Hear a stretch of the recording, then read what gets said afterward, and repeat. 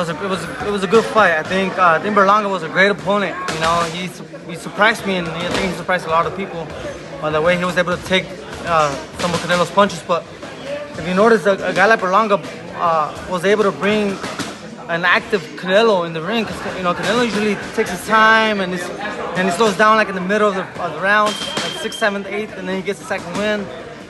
But Berlanga was there, and I'm not sure how much of a threat he was, but he made Canelo throw a lot of punches, for 12 rounds, and I think Canelo was very pleased to have that experience, because now he knows that he could do that, and I think Berlanga will also learn a lot from this experience, because now he knows that if he took Canelo's punches, he could take anybody's punches, and he's gonna, he's definitely gonna build his confidence and improve.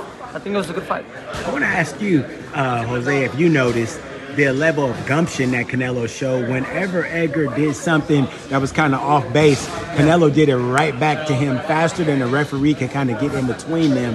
How dialed in? What did you think about that? That's experience, and that's killer instinct. Canelo knew that he was the, it's almost like when you fight your little brother. Although your little brother might be the better athlete, but he's a little brother. You're not gonna let him do certain things. So I think Canelo just showed his experience, and he showed that he has that killer instinct. That he was able to, block Berlanga's punches, or even, absorb Berlanga's punches, and then, come back strong. So that was just I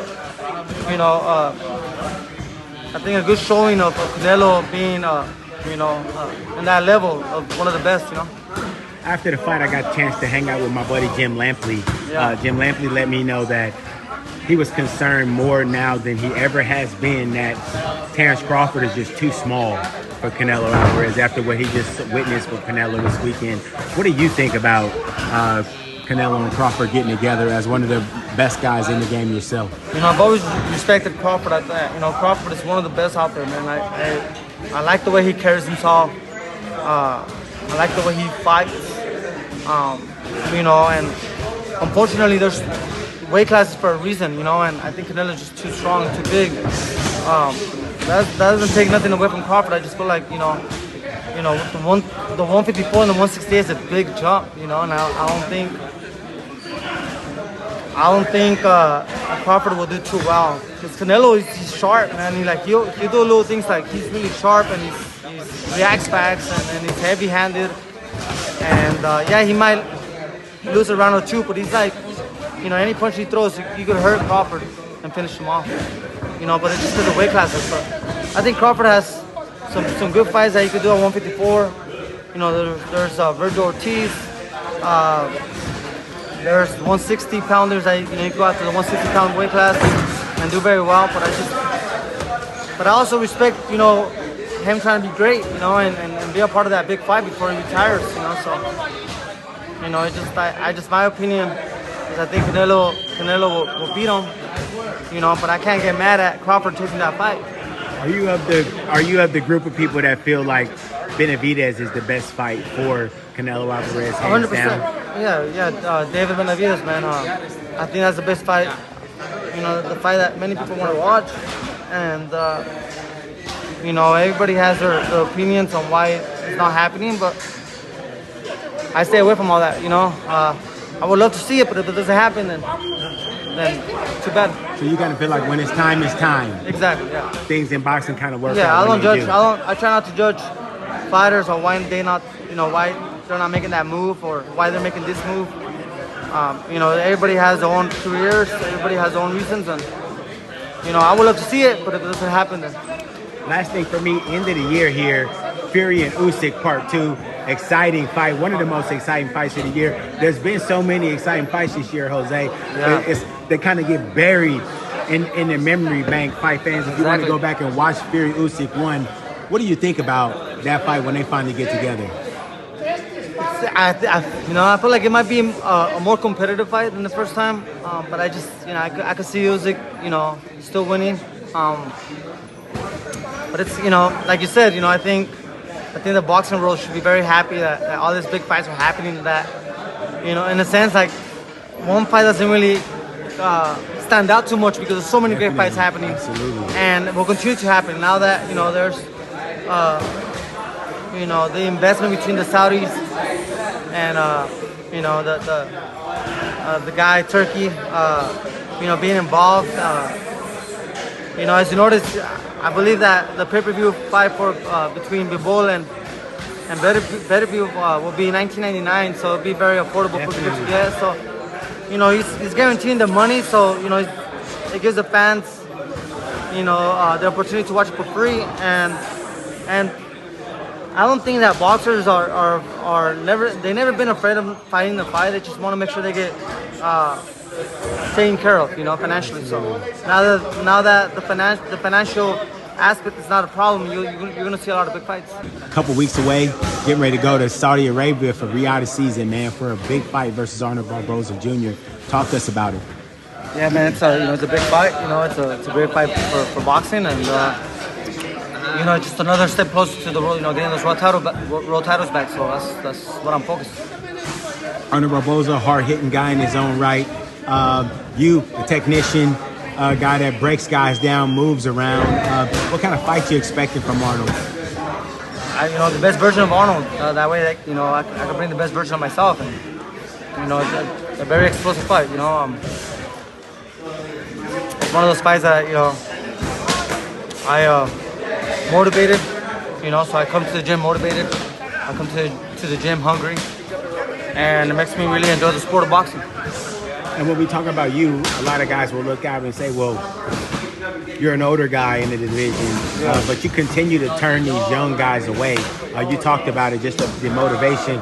What is it inside you that just is breaking these young guys' will? Well, you know, I think most people need to remember that, you know, I fought, you know, 3 times in the last 3 years, so I was really inactive, and I think that was the biggest mistake in my career, is to be so inactive. So I'm happy to be now with the promotional company that's keeping me busy, you know, and I'm excited, you know, and I think you're gonna see someone that still has a lot to offer. You know, I'm 32 years old. There's guys, you know, at their best at 35 right now. You know, boxing has changed a lot from back then. You know, there's so many resources now to keep you healthy and young, you know, for an athlete. And I take advantage of all those things, you know, my recovery, my nutrition, training, you know, everything's, we have a plan for everything, and it comes together very good, and I hope to show that on November 16th. This is the beginning of a camp. Like, you still got 9 weeks away. And I'm saying, man, and I wanted to touch on that for the fans at home, bro. I've been in here for most of the morning. Yeah. The pop that you produce round after round after round. You damn near ruined my video with Brandon Lee, bro, because you just can't hear all the shots from behind, man. 9 weeks out, you're that crispy, man. It speaks for itself. Yeah, man. I've been in the gym for 5 weeks. I took a week off because I thought we were going to make the fight happen in October. We were somewhat unsure of when the fight was going to be, but once they told me it was November 16th, I took a week off. Went back to Fresno and enjoyed my family for a week, and came back, and you know, I'm just in good shape. You know, that's what I needed. I felt like after my last couple of years, you know, 4 or 5 years of my career, you know, it's been a while since I've been this active in the gym. You know, this happy and excited. So we'll see how that goes. How excited are you to be part of the big card Riyadh season, man? Yeah. We talk about Riyadh season. Naturally, before you guys fight on October 12th, B-Ball Beterbiev is going to get together to undispute the division in 175. What do you think about that matchup? Oh man, it's a great fight. At 175, you know, Bivol and Beterbiev, that's going to be fireworks. You know, that's going to be a great fight, an exciting fight. A lot of big boxing fights coming up, you know, a lot of great fighters, man, and I'm just happy to be a part of this whole experience, you know, and to be able to fight out there and bring that blessing to me and my family and my team, you know, to go out there and enjoy the experience, you know, add this to my legacy, you know, so I could tell my kids when they get older, you know, what I went through, and it's just it's a beautiful thing, you know. I've been very blessed outside of the boxing. I'm extremely blessed, and I have a beautiful family. I have a great lifestyle, very quiet lifestyle, but I have a lot going for me, you know. But right now, boxing is back on top right now. It's my priority, you know. It's my number one thing, and you know, I want to become champion again at 140. So beating Arnold Barboza will, make me the mandatory challenger for Teofimo Lopez, which is the fight that I've been going after. And if that fight don't come, I'm excited to make my way to the 147 division and let my body grow and let myself, become a welterweight. So after this here, it's the biggest possible fight at 140, which is Teo. Or you're saying that you're moving up, you're out of here. 147. Yeah, I think so. I think it's time. I've been in 140 for a long time. It's it's not the easiest to make the weight. I'm a lean guy. I keep myself light, but it's just my bone structure. Something about me that's still heavy. And I'm excited to see what I do at 147 too. So I'm not chasing. I'm not gonna be desperate on chasing one guy. It's, my goal now is to just kind of stay active.